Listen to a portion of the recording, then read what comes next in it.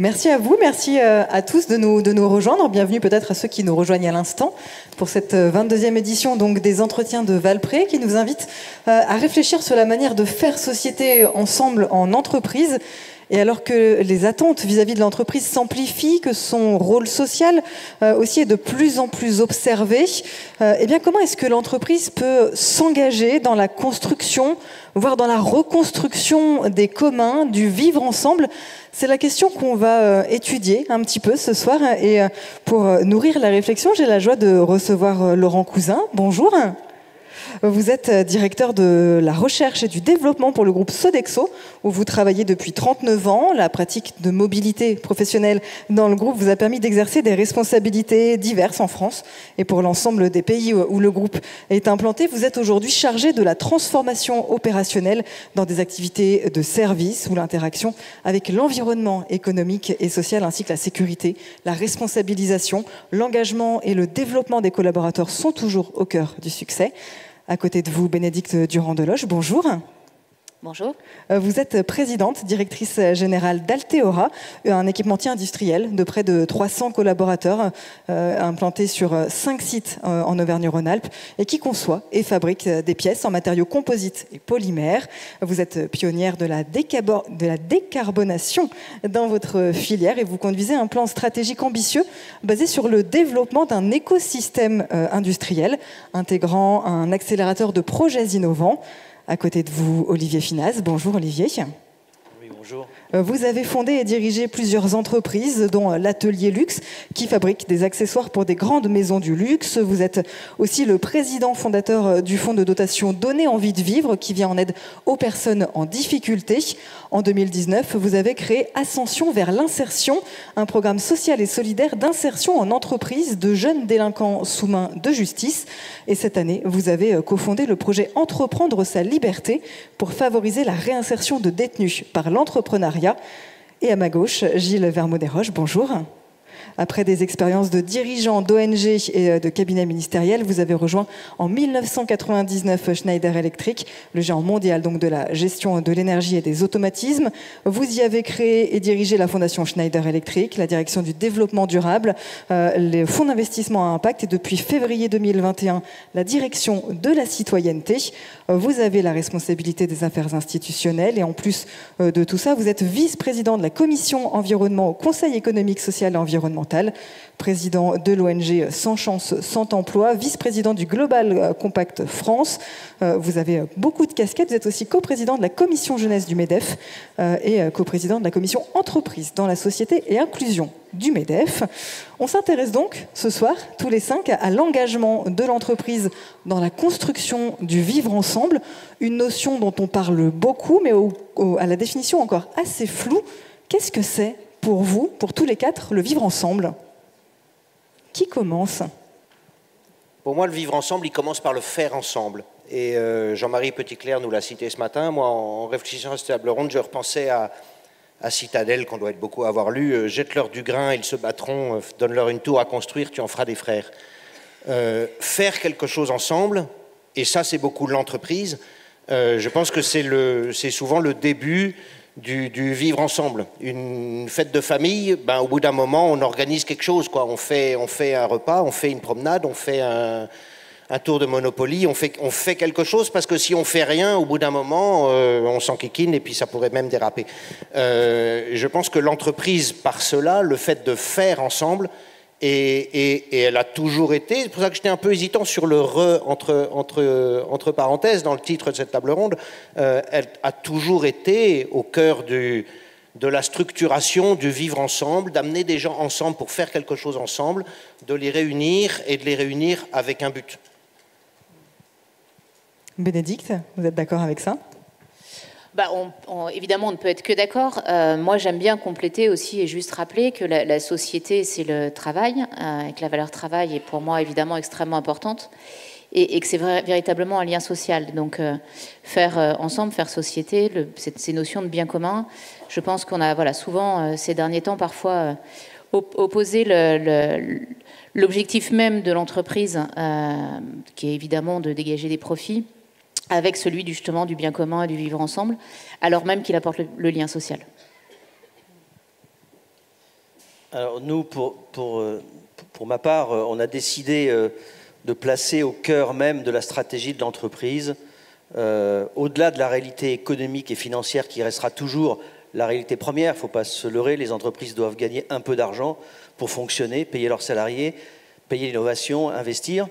Nous avons décidé de placer au cœur de cette stratégie un grand programme d'innovation sociale qui consiste à porter une mission d'inclusion de populations en grande difficulté, qui sont des délinquants mineurs, condamnés à des peines de prison et des peines de justice entre l'âge de 13 et 18 ans, et dont on a choisi d'accompagner par la formation, le travail. Avoir une formation, c'est avoir un contrat de travail, c'est avoir un salaire, c'est d'avoir une autonomie, c'est de retrouver de la dignité et surtout de rassembler ces jeunes très en difficulté pour que le travail et la réinsertion les sortent totalement de la délinquance et les fassent sortir de l'enfer dans lequel ils sont déjà à un âge très jeune alors qu'ils abordent leur vie d'adulte. Alors le quatrième, il faut qu'il invente quelque chose. Hein. Ça me fait penser à cette phrase de Coluche qui était vous croyez qu'ils vous demandent du travail, donnez-leur de l'argent, ça leur suffira. Eh ben, je crois que c'est pas vrai. Parce que je crois que la question, c'est aussi qu'est-ce que je fais de ma vie, comment je me lève, qu'est-ce que je fais durant la journée. Et donc, c'est la question du projet. Et dans la question du projet, il y a la question du faire dont parlait ami cousin, dont vient de Laurent, et qui me paraît super important. Donc, dans le vivre ensemble, il y a comment je suis avec d'autres, et comment je fais quelque chose. Puisqu'on parle de l'entreprise, ça m'a fait venir une deuxième idée. Il a souvent été moqué le rapport Nota-Sénart qui donnait comme première résolution qu'il fallait que les entreprises écrivent une raison d'être. Et tout le monde disait raison d'être, c'est quelques mots, ça sert à rien, etc. Non, ça regroupe.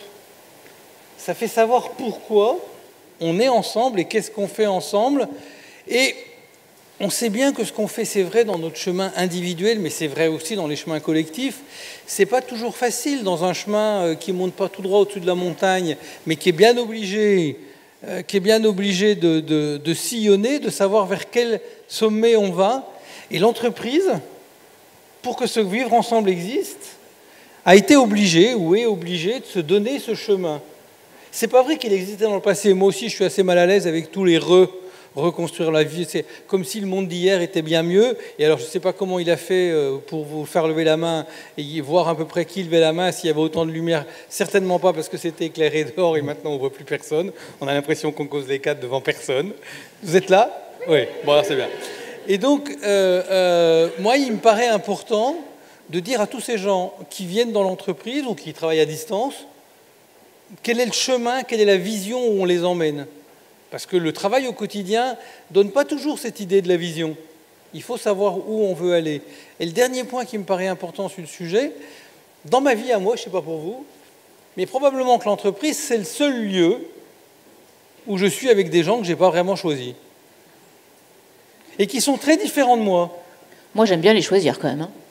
Voilà. Mais moi, je suis dans une entreprise dans 150 000 salariés et je les accepte tous. Donc, globalement, si je les avais choisis tous, je ne sais pas comment j'aurais fait. Et donc, c'est vrai aussi de mes fournisseurs. Mes amis, je sais à peu près qui je choisis. Et au fond, on est assez vite dans un millefeuille sur le sujet. C'est vrai aussi pour mes pratiques ecclésiales ou associatives ou familiales.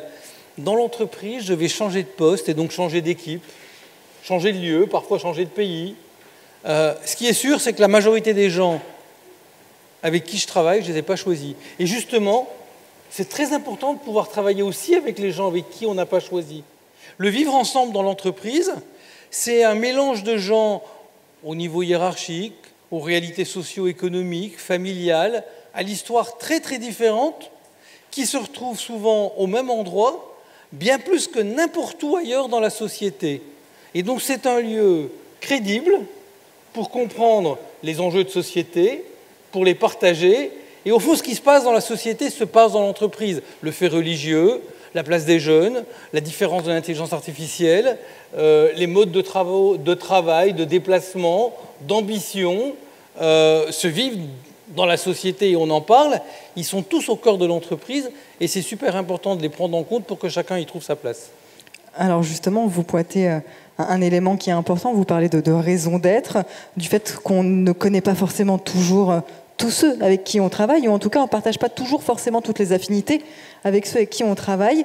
Comment est-ce qu'on arrive à construire un référentiel commun, puisque pour construire du vivre ensemble, il faut un minimum de référentiel commun quand on n'est pas forcément avec des gens avec qui on aurait été forcément de prime abord. Est-ce qu'il y a besoin d'un référentiel commun?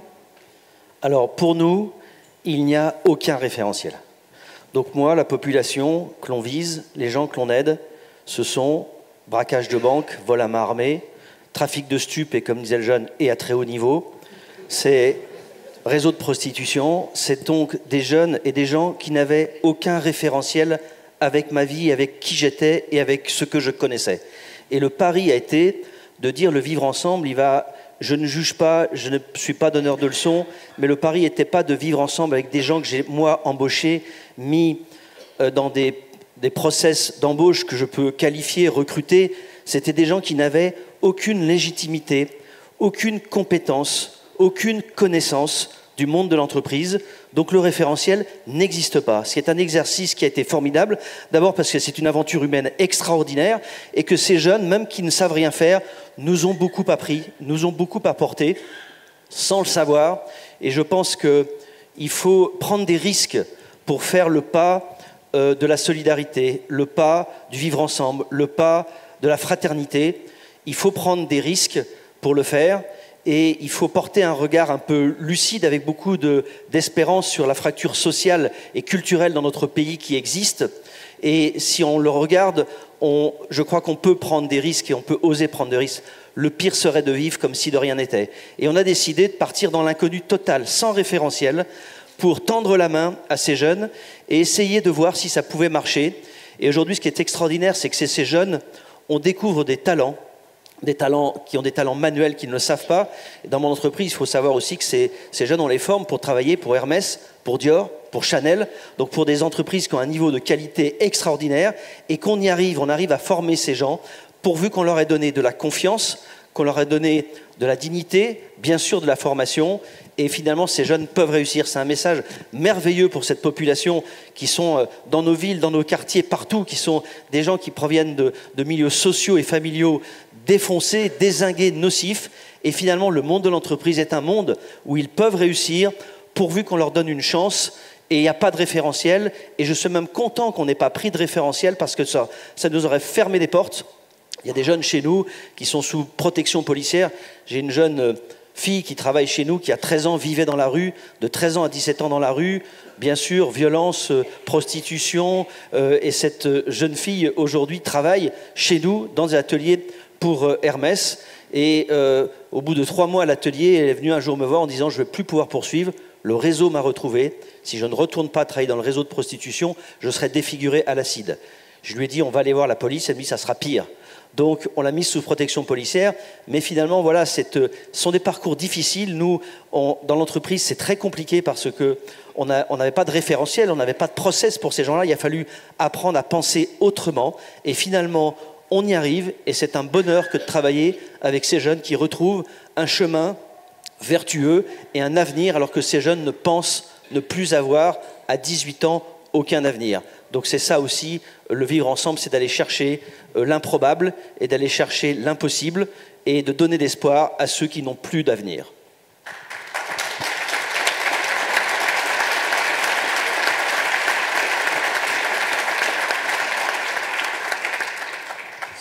Alors moi j'hésitais évidemment parce que j'ai un esprit de contradiction assez développé, naturel.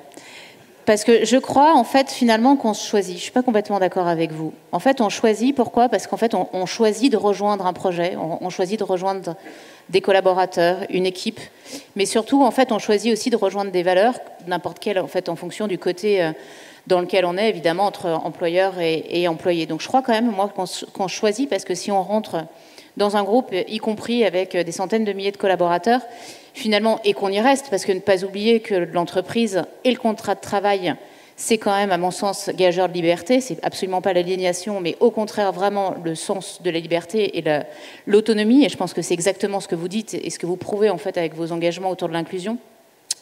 Donc je crois qu'il faut vraiment enfoncer ça et partager ça, puisque finalement, moi j'ai aussi un peu de mal avec ces notions de raison d'être, parce qu'à partir du moment où c'est juridique, je trouve qu'on en fait quand même beaucoup de bullshit. Voilà, et bon, les plus grands ont évidemment les moyens d'avoir des très belles équipes de com et de marketing qui vont écrire des très belles raisons d'être. Mais je pense que ce qui est plus important finalement, c'est ce qu'on délivre au quotidien, c'est ce qu'on fait. C'est les engagements qu'on a sur nos territoires, c'est ce que vous racontez. Je pense que de toute façon, si on est là tous les quatre, c'est qu'on a des engagements sociétaux en fait qui sont là, qui sont importants. Et voilà. Et moi, j'aime souvent à dire, dans le groupe Alteora, on est des industriels, 5 usines dans la région. Et ce qui est important pour moi, c'est la capillarité. En fait, c'est ce qu'on va apporter au territoire, mais c'est aussi ce que le territoire va nous donner. Donc bien évidemment des compétences, des collaborateurs, parfois aussi très éloignés de l'emploi, parfois moins éloignés de l'emploi, très qualifiés aussi, parce qu'on a aussi besoin pour encadrer ces équipes. Mais en fait, les gens viennent pour un projet, pour apporter du sens en fait à leur vie. Je reviens vraiment là-dessus, parce que la valeur travail est pour moi vraiment extrêmement importante. Et ce que je vois, moi, dans l'industrie, et qui est quand même assez souvent, qui peut paraître paradoxal, c'est qu'on a des familles entières, on a 2 voire 3 générations qui viennent. Et ça, en fait, pour moi, c'est une vraie fierté, parce que c'est de la loyauté, c'est de l'engagement.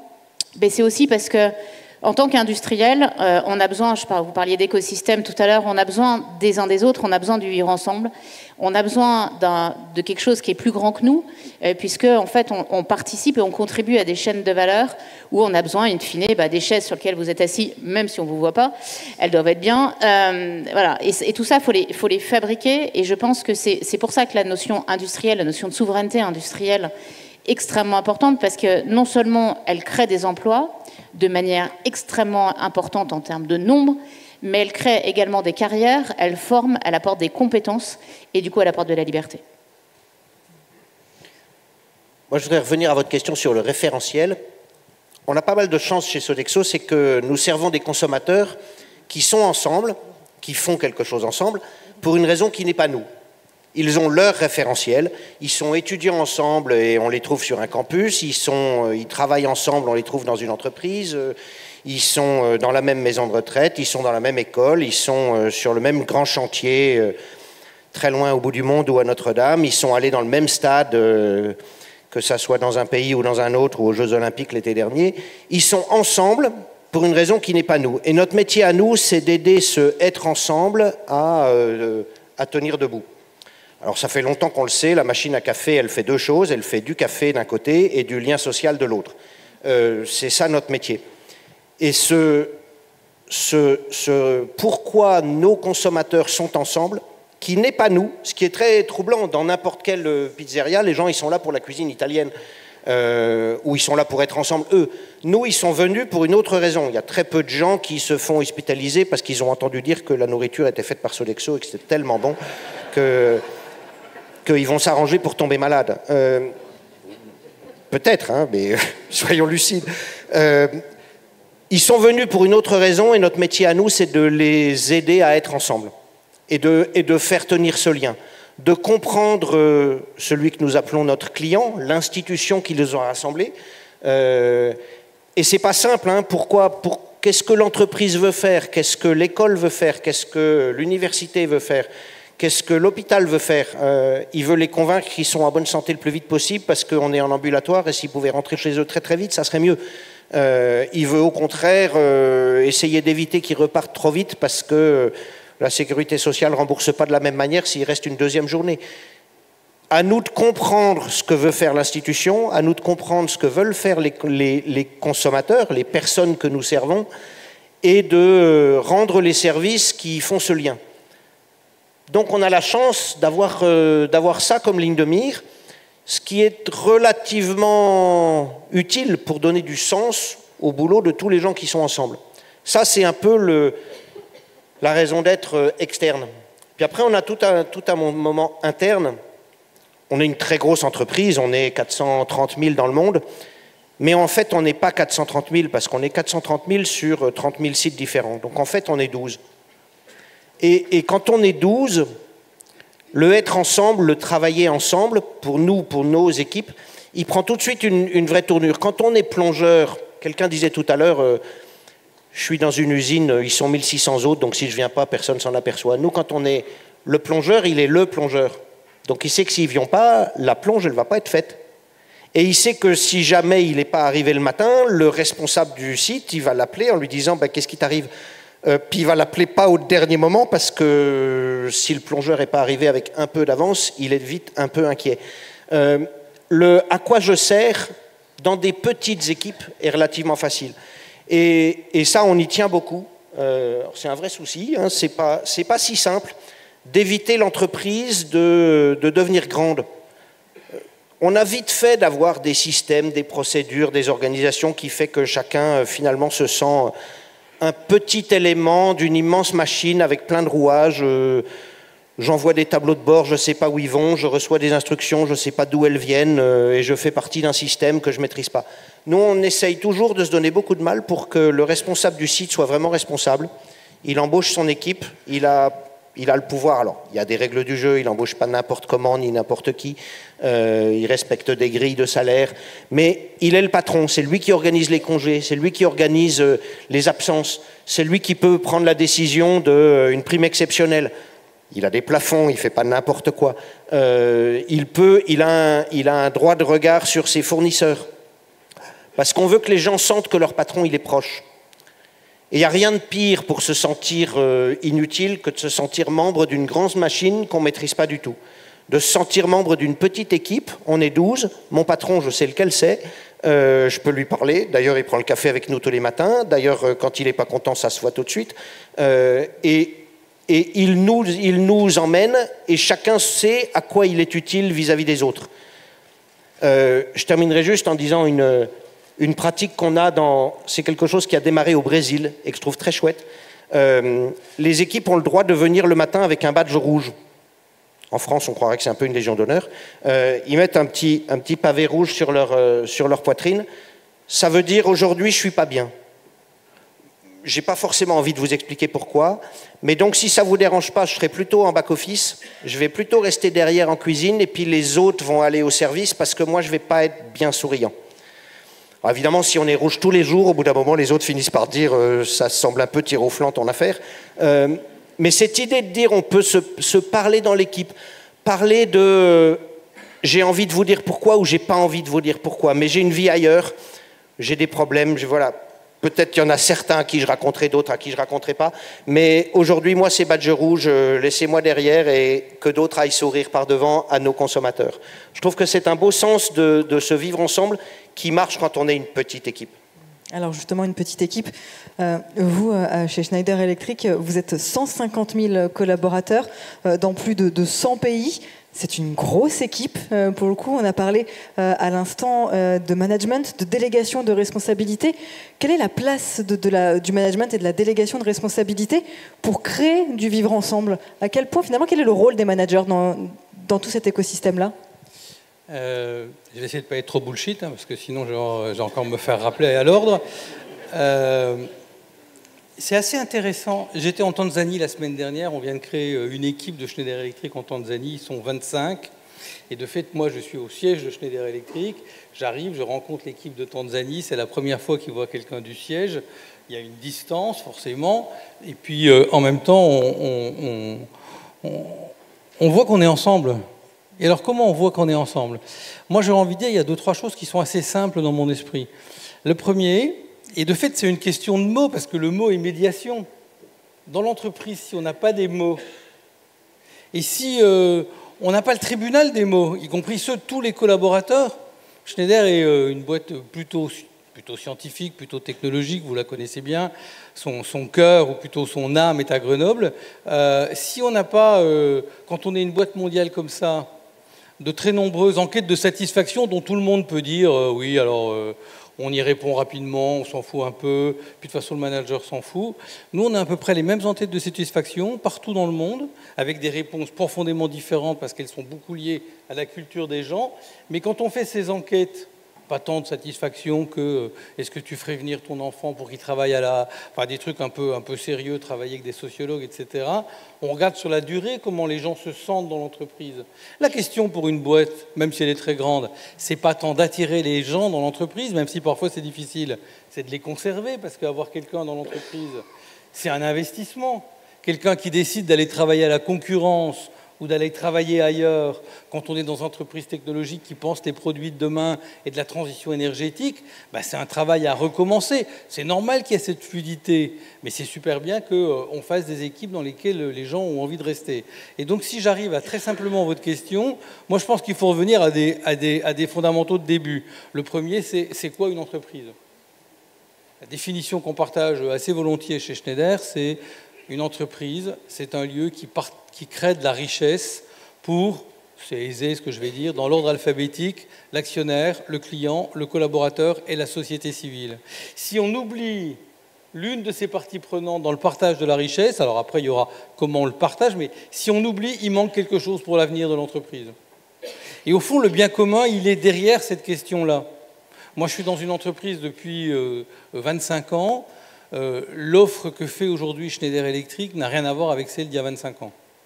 L'entreprise s'est repensée, a changé beaucoup de ses assets, de ses investissements, pour aujourd'hui être dans l'efficacité énergétique et la décarbonation. Alors peut-être que ça donne plus à tous les collaborateurs de Schneider Electric, surtout en cette semaine de COP, l'idée qui participe à quelque chose de bien, pour le bien commun, qui est essayer de réduire le changement climatique. Et c'est un sujet dont on parle beaucoup avec tous les collaborateurs. Ce n'est pas un sujet qu'on partage qu'entre comités de direction en disant les autres ils font les produits, nous on les vend, on va trouver les phrases qui vont derrière. C'est super important que ceux qui fassent les produits, même si c'est un disjoncteur intelligent, sachent à quoi il sert.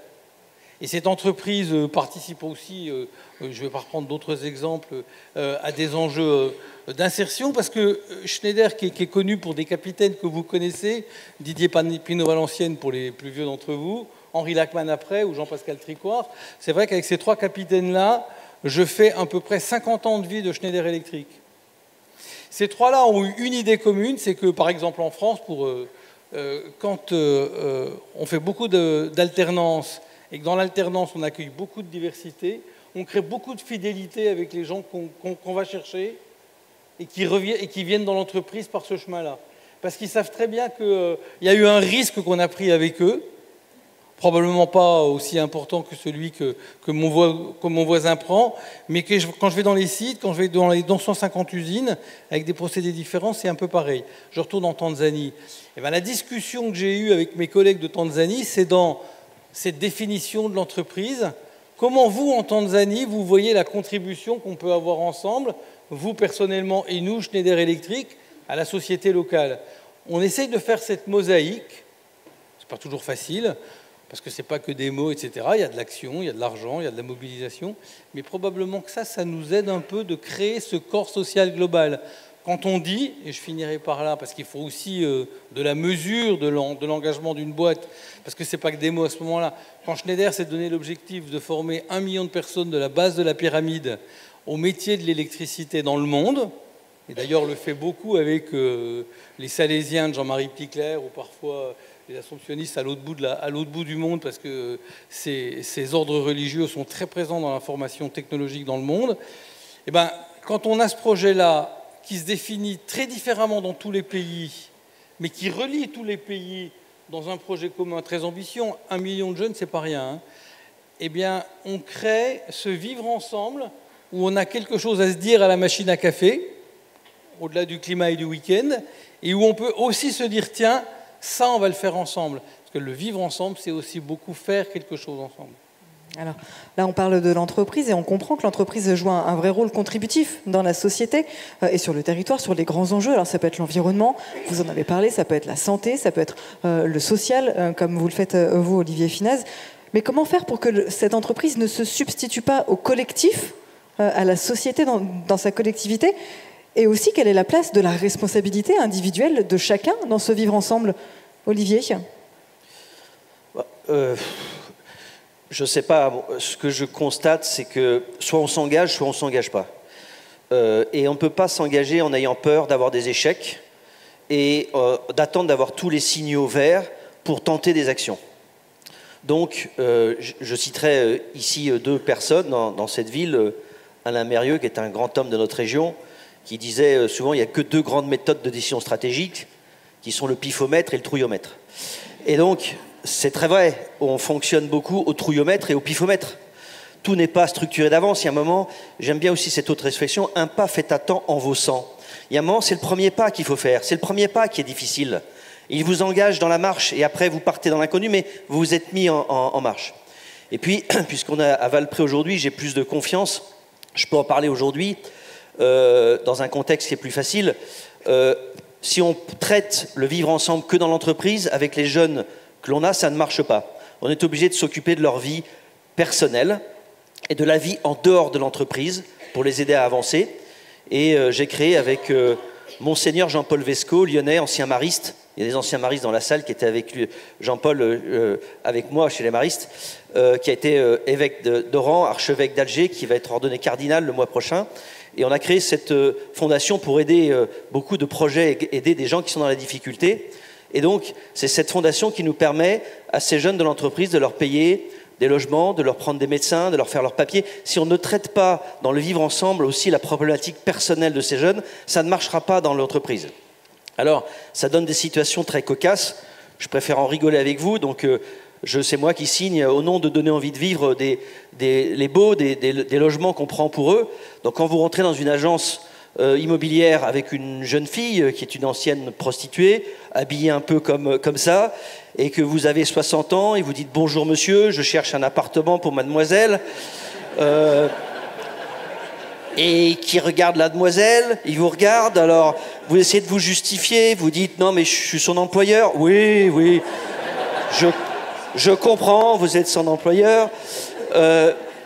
Voilà, il faut oser aller au-delà des préjugés et des difficultés et du qu'en dira-t-on.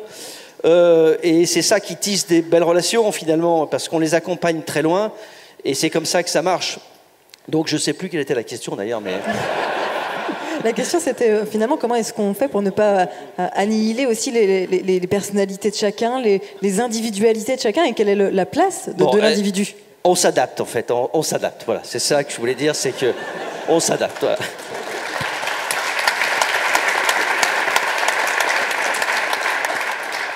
Laurent Cousin. Moi, je crois qu'on peut beaucoup proposer.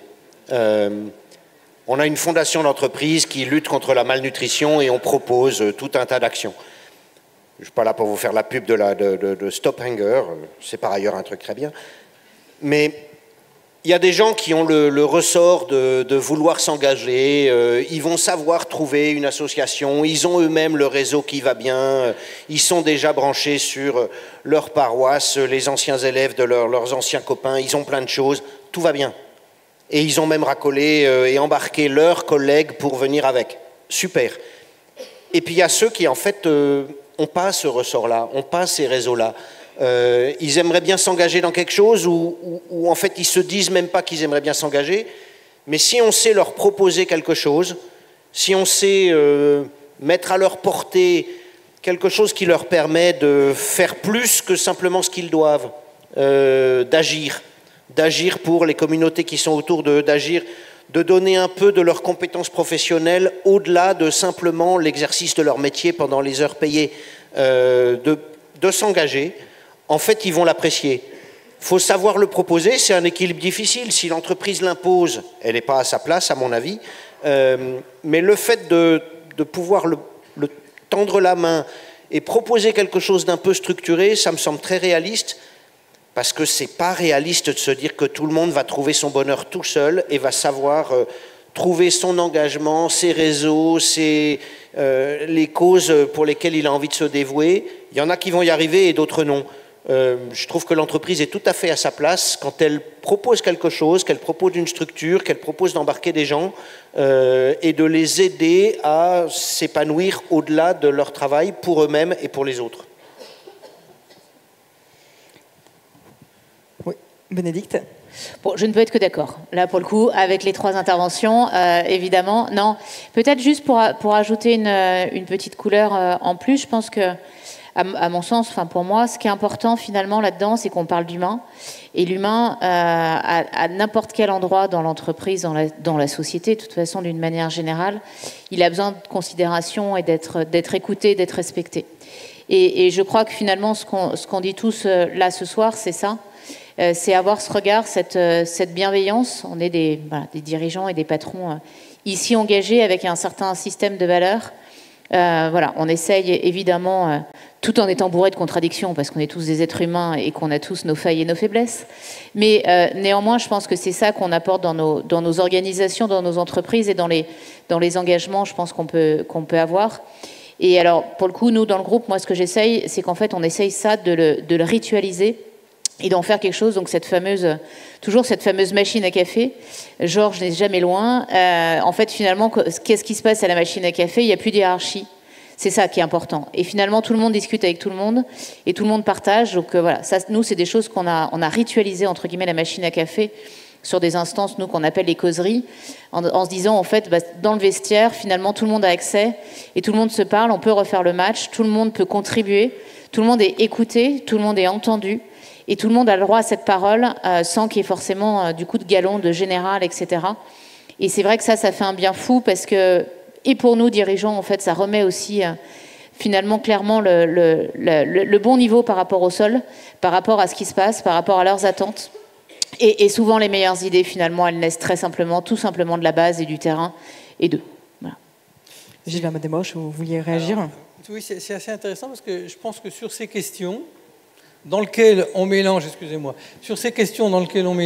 le bien commun, le vivre ensemble et l'entreprise, on est plus handicapé en France qu'ailleurs dans le monde. Pourquoi?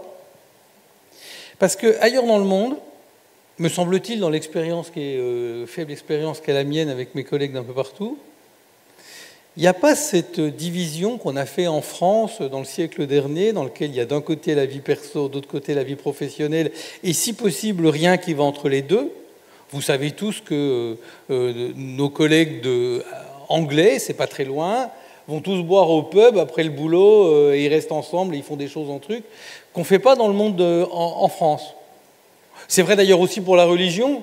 Si vous regardez les 200 usines de Schneider, il y en a 25 en France, il n'y a vraiment rien qui rappelle aucune religion. Je pense que tout partout ailleurs dans le monde, il y a un lieu de culte ou plusieurs lieux de culte dans nos usines. Et ça ne nous gêne pas du tout, au contraire. Enfin, ça participe de la vie pour prendre ce sujet au regard du fait qu'on est à Valpré. Je crois qu'il y a et quand on est en France, on est un peu gêné, d'ailleurs c'est votre question, en disant « Mais comment ça, l'entreprise s'immiscer dans le bien commun ?» Moi je m'appelle directeur de la citoyenneté chez Schneider Electric. Le nombre de fois qu'on me dit citoyenneté, mais qu'est-ce que l'entreprise a à faire là-dedans?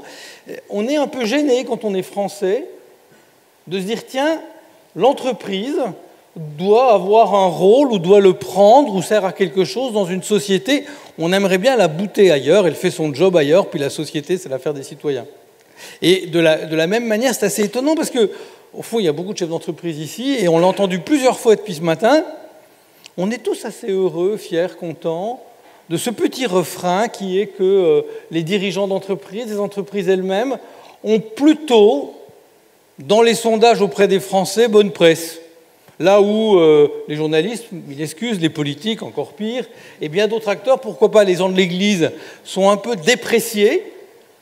Le monde de l'entreprise, singulièrement de la petite et moyenne entreprise, l'artisan, sont des gens, dans tous les cas, dans tous les sondages faits tous les ans par le Cevipof, par tous les acteurs qui font des sondages de la considération, de la confiance, les entreprises sont toujours en haut. Mais ça nous engage.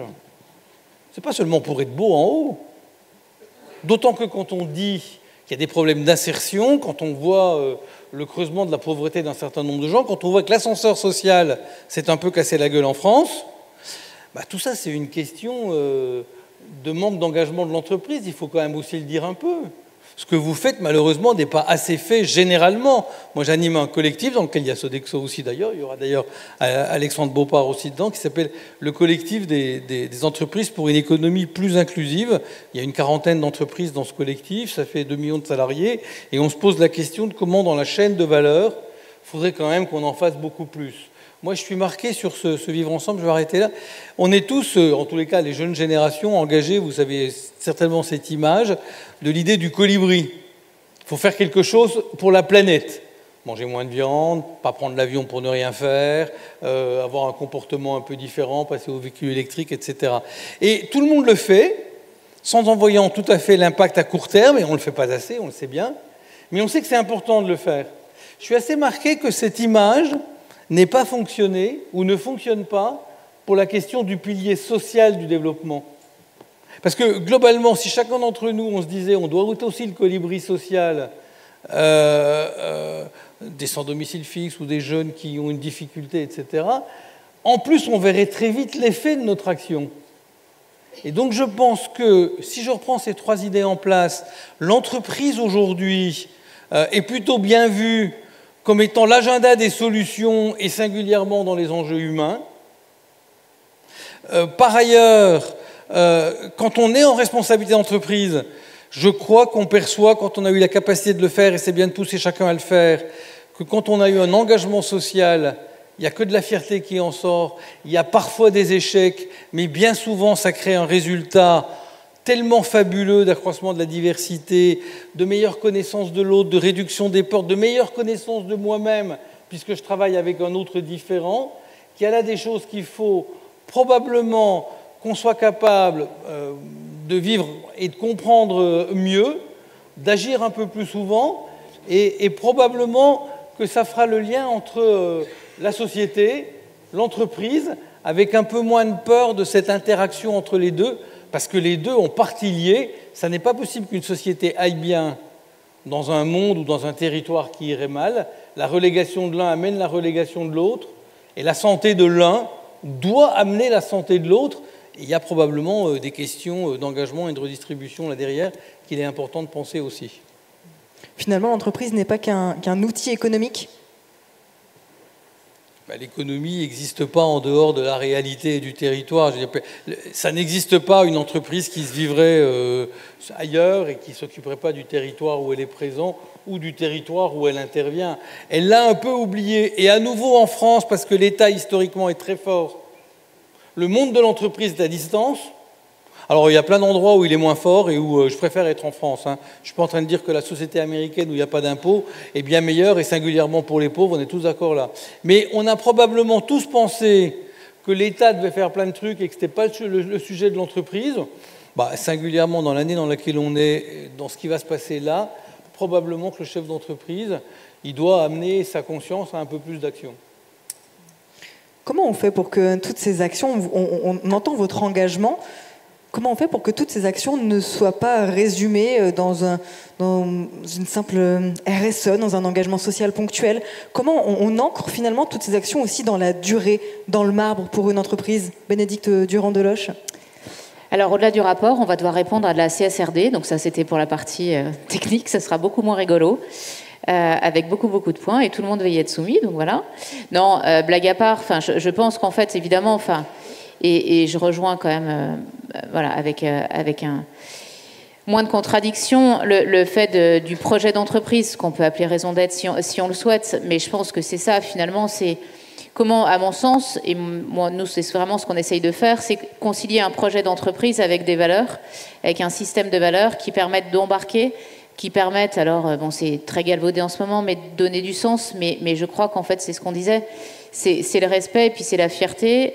Et en fait, du coup, on va créer, à mon sens, comme ça permet de créer une espèce de boucle virtueuse qui est à l'infini, qui est quelque chose de très circulaire, et qui va permettre à chacun, finalement, on peut reprendre aussi l'image du colibri, mais de comprendre en fait sa contribution et sa part, et du coup, in fine, sa valeur, de participer en fait à un projet qui est plus grand que soi.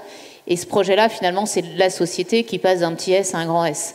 Voilà. Et c'est comme ça, à mon sens, qu'on arrive, en donnant un cap, en donnant une vision. Alors, ça va justement être très intéressant parce qu'on est dans des situations économiques, alors notamment en France, qui se complexifient, mais d'une manière générale, on voit que le monde autour de nous a quand même beaucoup changé. Et il se passe des choses, bon, évidemment qu'on étudiera avec du recul, mais il y a beaucoup de choses qui sont en train de bouger. Et finalement, qu'est-ce qui va rester dans tout ça? C'est l'humain, et c'est les sociétés, et c'est la société, et c'est ce lien toujours avec le travail, pour moi. Il nous reste plus beaucoup de temps. J'ai envie qu'on parle un peu d'avenir quand même, puisque, on l'a dit, donc vous êtes vous engagés. Quels sont peut-être aussi les défis que vous identifiez et les solutions qui pourraient être apportées pour que les entreprises participent peut-être mieux, peut-être davantage. D'ailleurs, est-ce qu'elles doivent participer mieux ou davantage à cette construction, à cette reconstruction? Quels sont les obstacles, qui soient peut-être structurels ou culturels, que vous pouvez identifier aujourd'hui?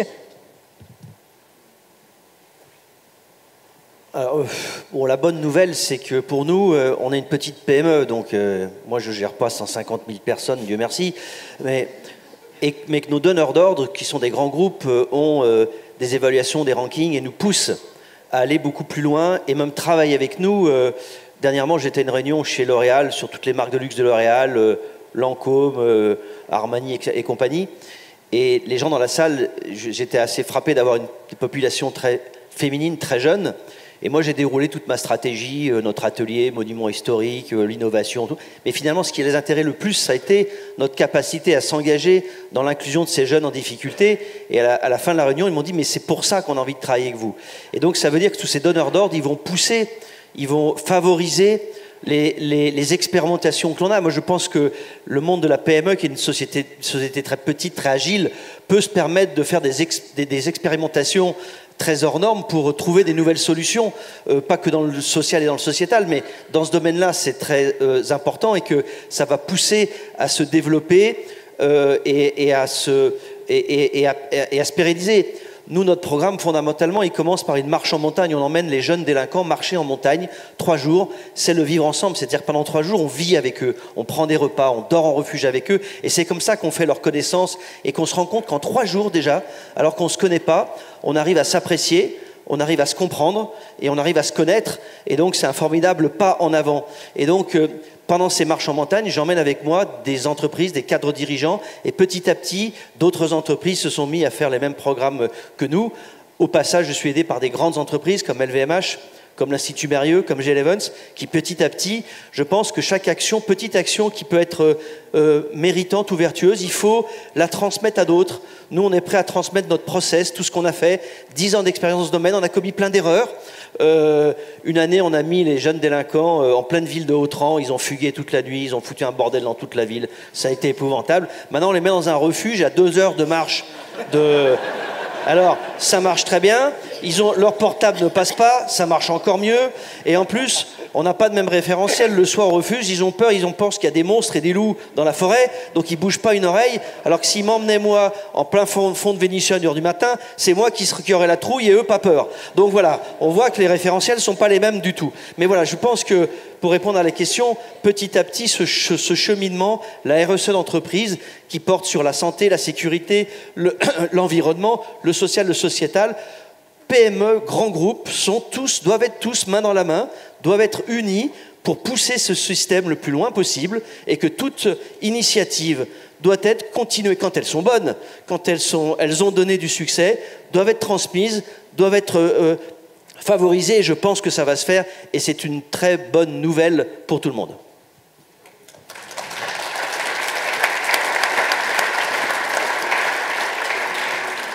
Laurent Cousin. Moi, sur la suite, je voudrais juste penser à 2 choses. La première, c'est le télétravail, et la deuxième, c'est l'ascenseur social. Je pense que le télétravail est potentiellement quelque chose de très dangereux. Alors, c'est pas parce que ça nous pique des convives, parce qu'évidemment, quand on n'est pas au travail, on va pas à la cantine, ce qui n'est pas bien, mais ça n'est pas mon sujet. Ça crée quand même facilement beaucoup d'isolement. De l'isolement à la solitude, il n'y a qu'un pas, et ça crée beaucoup de clivages. Parce qu'on va un peu vite en besogne en prêchant le télétravail et en oubliant qu'il y a plein de gens, il y a plein de métiers qui ne télétravaillent pas. On n'est pas... dans une usine, c'est pas possible d'ailleurs. Hein. Voilà, dans les usines, moi j'ai un petit domaine viticole, les télévendanges, c'est pas au point du tout. télé chauffeur de bus, ça marche pas, télé boucher, télé caissière, télé... Bon. Alors on peut faire semblant, on peut y croire. Mais en fait, quand on entend attention, intempéries, privilégier le télétravail, je trouve qu'on envoie une claque à trop de gens. Il faut faire très attention. Oui, c'est sûr que mes délinquants, je ne les mets pas en télétravail, hein, ça ne marche pas. Voilà, ça marche très mal. Donc je pense que il faut faire très attention parce que ça crée du clivage entre les métiers télétravaillables, pardon pour cet horrible mot, et ceux qui ne le sont pas. Et puis pour ceux qui peuvent télétravailler, la solitude enfin l'isolement et de l'isolement à la solitude. Le deuxième point, c'est l'ascenseur social. On en a parlé. Je pense que là aussi, pour l'avenir, c'est un vrai sujet auquel il faut faire attention. On peut structurer l'entreprise de façon à avoir des jobs très efficaces, bien délimités, dans lesquels on va pouvoir, en face de chaque description de poste, recruter l'expert qui vient de chez le concurrent pour faire exactement la même chose et qui sera tellement spécialiste qu'il ne peut rien faire d'autre que ce qu'il fait. Je peux, à contrario, concevoir les postes, concevoir les descriptions de postes de telle façon que, dans chaque job, je puisse prendre quelqu'un qui vient d'ailleurs et que chaque job prépare un peu le suivant. C'est un peu plus compliqué, ça demande un peu plus d'efforts, mais je crois que les structures emmènent les gens.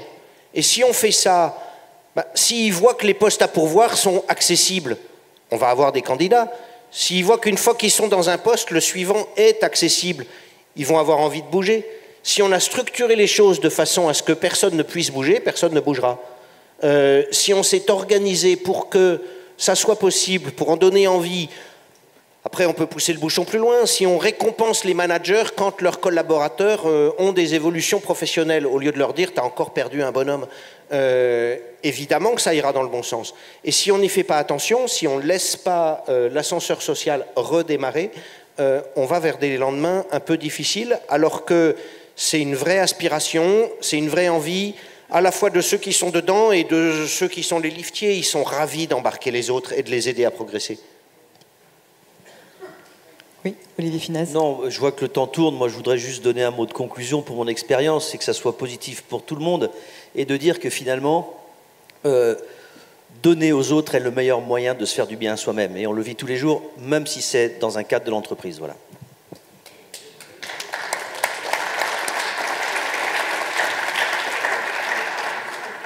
On parle de donner, on a parlé aussi des jeunes. Aujourd'hui, former les jeunes, le mentorat des jeunes, c'est aussi miser sur le bien commun, c'est aussi eux qui vont construire le bien commun demain. Gilles Vermaux-Desroches. Ouais. Ce qui est sûr, c'est qu'il n'y a pas d'avenir de notre société et de chacun d'entre nous s'il n'y a pas d'avenir des jeunes. Les jeunes sont malheureusement souvent, et on ne le fait pas exprès, mais c'est la conséquence, la variable d'ajustement de nos sociétés. On l'a bien vu au moment du Covid. Au moment du Covid, et maintenant c'est très structuré et très étudié, nos générations, parce qu'il n'y a pas beaucoup de jeunes ici, nos générations, et singulièrement ceux qui sont en retraite, ont vu leur actif en banque augmenter profondément, et tous les moins de 30 ans ont vu le peu d'argent qu'ils ont sur leur compte diminuer profondément. Et donc, on a une petite difficulté dans cette société, que, y compris nos enfants, les moins de 30 ans aujourd'hui, sont empêchés, sur plein de raisons, de donner la pleine capacité de ce qu'ils ont à donner, parce que je ne sais pas comment on y est arrivé, il leur faut je ne sais pas combien de papiers et d'assurance pour pouvoir louer un appartement, et ils n'ont pas toute la chance de t'avoir avec eux. Parce que nous, on a rapidement eu un CDI, et eux, il faut qu'ils passent par un paquet de CDD, d'alternance, de je ne sais pas quoi, d'intérim, pour arriver au CDI, qui maintenant, en moyenne, arrive entre 28 et 29 ans en France, c'est-à-dire 5 à 6 ans de plus qu'il y a 20 ans. Et donc, on est rentré dans une société où notre variable d'ajustement est ce qui produit notre prospérité. C'est d'autant plus embêtant que, et vous pourrez faire toutes les études que vous voulez, c'est vrai d'ailleurs du créateur de Sodexo, celui qui amène une idée nouvelle qui change le monde a moins de 35 ans. Quand vous prenez toutes les innovations des 3 derniers siècles, Celui qui l'a pensé a moins de 35 ans. Même si, comme Pasteur et Einstein, on aime bien les présenter vieux comme nous, avec beaucoup de cheveux. Ils ont eu leur innovation, ils avaient moins de 35 ans. C'est vrai, évidemment, des GAFA, mais c'est vrai de Pierre Belon, qui invente la restauration avec son vélo peu de temps après son étude, des frères Schneider et des autres. Faites l'étude, faites regarder ceux qui ont fait ça. Empêchez les jeunes de passer tout leur temps, toute leur énergie, tout leur jus de cerveau à repenser le monde de demain, parce qu'on veut garder celui dans lequel on est, c'est rendre plus difficile le nôtre. Et donc je pense que de fait, l'obligation catégorielle de chaque entreprise de faire quelque chose pour les jeunes est claire. Et la deuxième chose qui est claire, Laurent l'a dit, l'ascenseur social, la volonté d'être présent dans les cités. Il y a eu au début de ce siècle, autour de Bébéar et de l'entreprise citoyenne, beaucoup de choses pour accompagner dans l'entreprise les jeunes des quartiers. C'est moins vrai aujourd'hui et c'est indispensable de le relancer, sinon on va devant quelques problèmes qui font que tu ne seras pas assez grand pour tous les embaucher, et donc il faut vite qu'on s'y mène avant qu'ils soient obligés d'embaucher beaucoup plus de monde.